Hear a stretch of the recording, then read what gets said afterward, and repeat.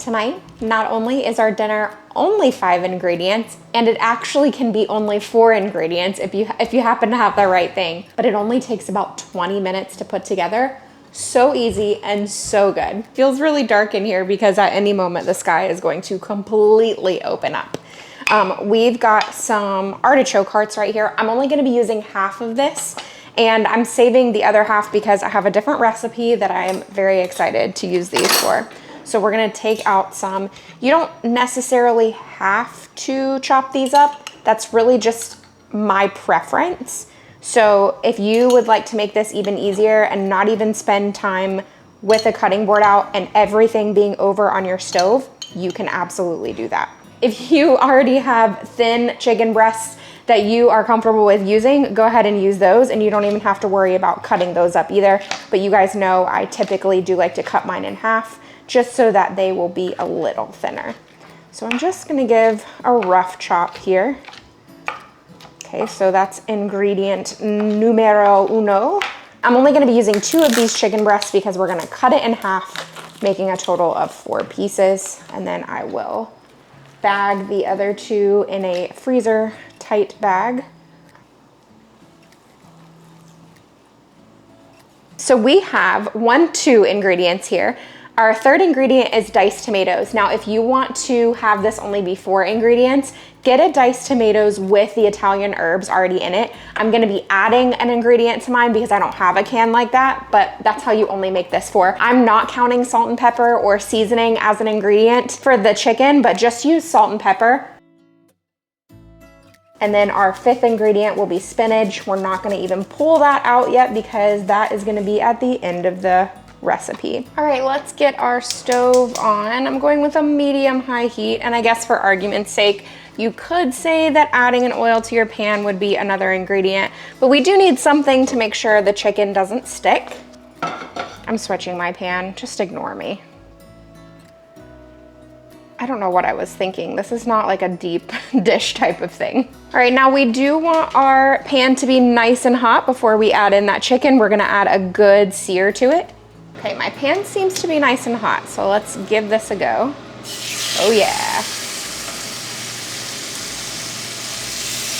All right, so at this point, we're really just wanting to sear the chicken. We don't need to cook it all the way through, so I'm gonna wait until it gets a nice sear, and then we will turn that over. Oh yeah, that's good color right there. That's what we wanna see. Nice. Let that go a second more. Okay, we've got a sear on all sides now, or both sides. I'm gonna turn this down to more like a medium. Let's pour in our can of diced tomatoes. And because they didn't have the seasoning in them, we're gonna add the Italian seasoning blend here. But like I said, you can buy the can where this is already in, and then you don't even have to worry about that part. And we need to add in the artichoke hearts. And at this point, if you don't want this to be a 5 ingredient meal, feel free to add in other ingredients. So you could add in broccoli or mushrooms or Kalamata olives. I mean, whatever kind of flavors you love, add them in. If you don't like artichoke hearts, then you skip on that too. There's other ingredients that you could replace the artichoke hearts with, and you're still gonna get really good flavor. I pretty much always forget that I don't have a lid to this pan. So we're just going to loosely lay foil. You can use a baking sheet or something like that. And this is gonna cook for about 10 minutes. We'll take the lid off and then check it out. I've taken the foil off. We have about 3 minutes left on the 10-minute timer. I kind of want the sauce to reduce just a little bit, so it's a little bit thicker. So we're just going to let it continue to cook just like this. All right, time to add in our spinach. I'm actually just gonna push this to the side just a little bit so I can add that in to the sauce. Y'all, I love one-pot meals because literally while this was cooking, I cleaned up my whole kitchen. So dishes are washed. All that's gonna have to be washed is this and whatever we use with dinner. Okay, just a couple handfuls here, and then I'm going to stir this in just a bit, and I'm going to splash it all over the front of my shirt. Okay, let's put the foil back over the top just for a moment let that spinach wilt, and then it will be done and we will be ready to serve.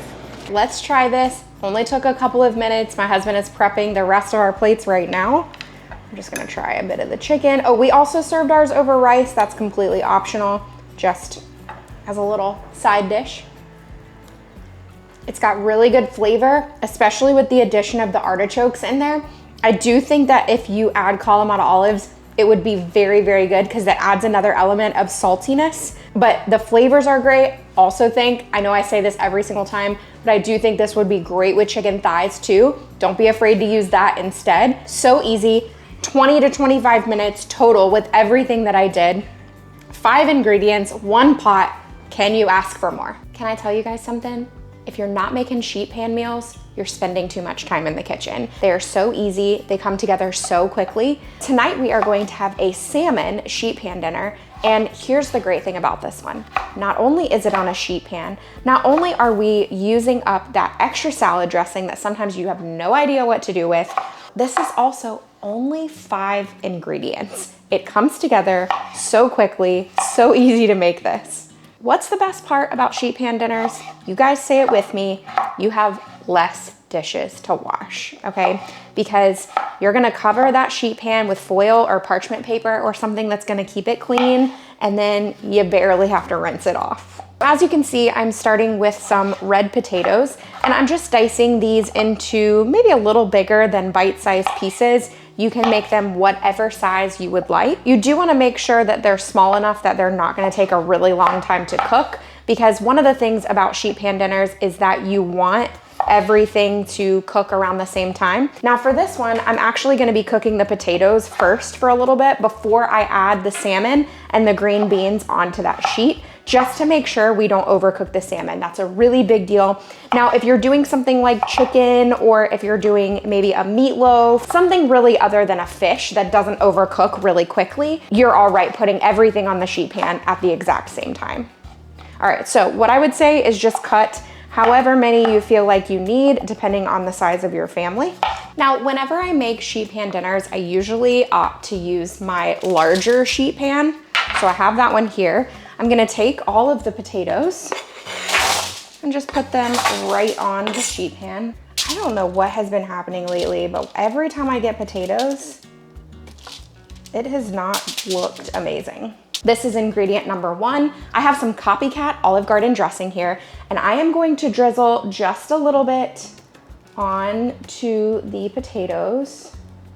Now, obviously, you can just buy the Olive Garden dressing. You do not have to make it, but I've been making it because we have all the ingredients always on hand to make it, and it is so easy, so easy. And so that I don't have to dirty a bowl to toss all these in, we're just gonna do this. You can toss them obviously with a spatula or tongs or something like that, but look how easy that was. We are preheating our oven to 400 degrees. I'm gonna let these cook for about 15 minutes or so, then we're gonna add other ingredients onto this and cook again. So we have a little bit of a pre-cook on the potatoes here, which take the longest. Now I'm gonna add the green beans. All right, now that this is hot, I will switch to tongs. Let's add a little bit more of that dressing and mix them around. It's just gonna add good flavor. You can also add salt and pepper if you want. Honestly, I mean, you can add whatever you want. It can just be spices. It doesn't have to be leftover dressing. It's just convenient that we have leftover dressing, so I'm using it. Okay, so let's put this back in maybe like 5 minutes or so, just to get those green beans started. And then we're gonna add the salmon onto the center of the sheet. But really, the green beans won't take that long at all. These have been in for about 5 or so minutes. We're actually gonna change the oven to broil. I'm gonna broil on low, but I'm gonna change that over now. And let's make a pocket here in the center that the salmon can go in. I bought this salmon, and I definitely thought that it had 4 in the pack. Clearly does not. But my daughter is going to a birthday party tonight, and I'm pretty sure she's eating there. I'm checking to make sure though.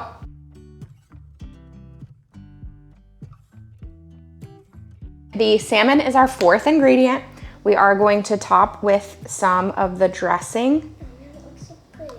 You can add salt and pepper if you would like to. So if you're using the store-bought version, I definitely think it has more sodium than the homemade version that I made, so you may not need to add salt and pepper. Since mine is homemade, I'm gonna add this Kevin's seasoning. So this is our 5th ingredient. Salt and pepper would be another thing that you could add, but good to go. Put this in for about 10 more minutes. All right, I just pulled this. We do wanna check it. I think it's actually gonna be perfect. Oh yeah, this is perfect. Nice. It's nice and flaky. I just tasted this and realized that I wasn't recording the whole time. It's really good. I prefer to take the skin off. This is skin on salmon. Obviously you can buy it without the skin, but whatever your preference is. The flavors are really good. So easy to make. Such a pretty meal with all the different colors, great ingredients. In my opinion, the green beans are cooked to perfection. I like them to just still be a little bit crunchy, ever so slightly, not a lot. Like I don't want them to be raw, but I like a little bit of crunch. So if you don't like a little bit of crunch, just cook them a little longer before you put that salmon on. So good, so easy to make, love this one. Tonight we are having kind of a 5-ingredient meal. Now I'm not counting things like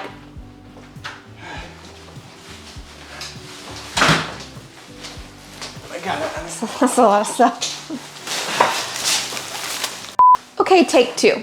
We're having somewhat of a 5-ingredient dinner. Now, I'm not counting things like olive oil or spices as one of the ingredients, and I'm also gonna be adding an optional 6th ingredient. Anyway, we are starting with this sweet Italian style chicken sausage, and I'm just going to be cutting this into coin sizes, what do you call it? Dicing, not dicing, slicing into coins. That's what it is.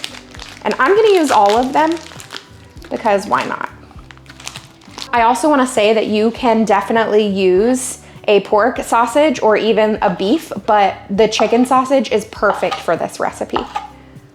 So just slicing it up, and I'm going to be doubling the amount of orzo in this recipe because the last couple times that I've only made a cup of orzo, it's not been quite enough for our family. So I'm gonna double that up to make sure we have plenty, and I'd rather have leftovers, to be honest. We can eat them for lunch tomorrow. So we're just gonna get, ooh, don't lose it. We're just gonna get everything prepped over here before we head over to the stove, because once we head over there, it's gonna come together really quick. Let me tell you why I love orzo in the summer. It's a pasta, but it's more similar to the shape of rice. It's not as heavy as a pasta or a rice. So I like that because it's kind of like a refreshing flavor and it's not too heavy. You know, for some reason you just don't want to eat as heavy meals in the summer. You want something that's like a lighter. A chicken sausage and orzo skillet is a great idea. All right, so I've got that all cut up. I wanna go ahead and measure out 2 cups of orzo. And like I said, you can use however much you want, but we've just found lately that, I'm spilling it, 1 cup is not quite enough for our family. 2 cups of orzo, ready to go. And I tried to scoop it up and most of it went on the floor. Let's add some minced garlic into a little bowl here so that we've already got that separated out and ready to go. That's one thing that I love. Once I'm ready to cook something over on the stovetop, if I have everything already portioned out, I genuinely feel like it's so much easier. We need about 4 cloves of garlic, and remember, I doubled the amount of orzo, so a little more is not gonna hurt.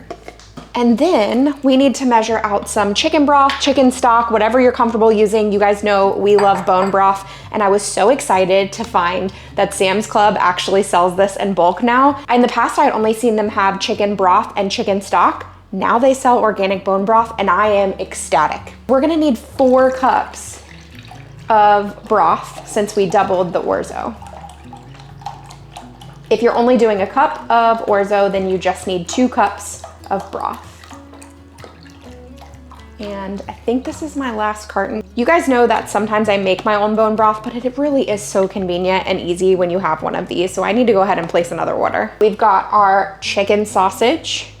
We've got the orzo. We've got the chicken broth or stock. We've got the garlic. So that's 4 ingredients. The last ingredient is some shaved or shredded Parmesan. We're gonna need about a 4th cup or so, so I have another one that I'm gonna go ahead and grate so that that will be good to go as well. Using the ever so handy always available right next to me, cheese grater.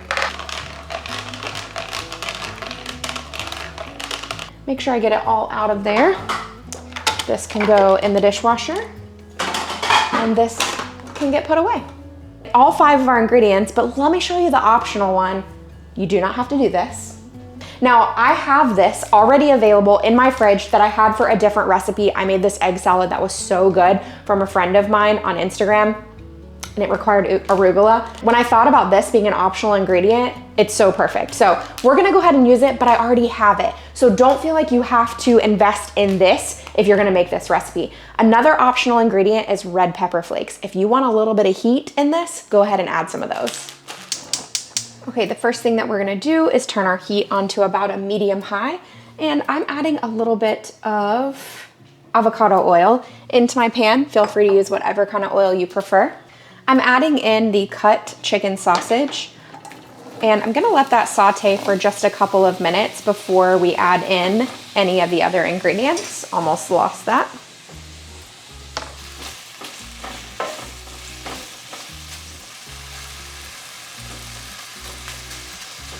These have some good color. You can start to see that color on each one of them, which is awesome. That's what we're looking for. It smells really good already. We haven't even added in the other ingredients. Okay, so these have cooked for about 5 minutes, which is a good amount of time. I'm gonna turn my heat down more to a medium and add in the minced garlic. Stir that around a bit. And add in the 2 cups of dried orzo. And we're gonna let that toast for just a couple minutes. It is so fragrant in here right now. Oh my goodness. This smells delicious. Oh, we got flying orzo. Actually, probably should have kept my heat up on high to toast up that orzo. I just don't want the garlic to burn, because then that's disgusting. Okay, we're really just letting it toast for 1 to 2 minutes. I'm pouring in the 4 cups of chicken broth.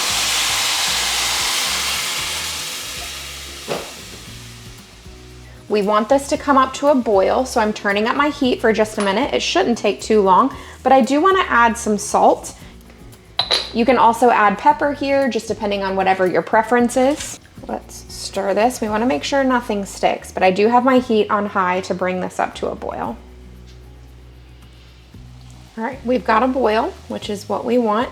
Now we're going to turn this down to just a simmer and then put a lid on it and let it cook for about 15 minutes with the lid on, but we are going to stir occasionally to make sure nothing sticks at the bottom. Okay, it has been 15 minutes. There's definitely still some liquid in here, so I'm gonna leave the lid off to cook for a few more minutes and let some of that liquid evaporate, but we're going to let it cook maybe 5 more minutes or so, and then I think it should be good to go. I'm just gonna taste orzo and make sure it's done.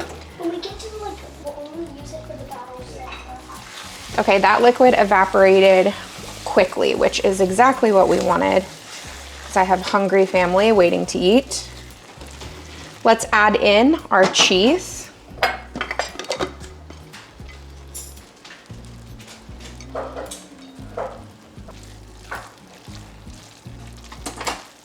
And I'm gonna turn the heat off and add in some arugula.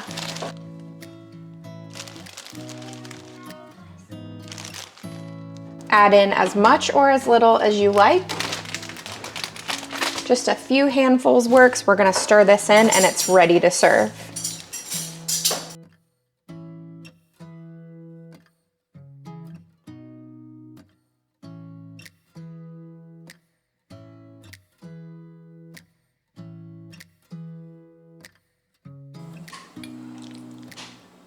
All right, I love this because arugula, like I said before, orzo just screams summer to me, but so does arugula. I love arugula at this time of year. Let's get a little bite with the chicken sausage. Such bold and delicious flavors, but it's also really fresh because of those other ingredients in there. 1 pot, 5 ingredients. This is so perfect. You definitely should try this one. Our verse today comes from Proverbs 18:21. Death and life are in the power of the tongue, and those who love it will eat its fruit. I hope you enjoyed today's video. If you're ready for some more, highly suggest that you check out the video right here on the screen. You're gonna get even more inspiration. Have a great week.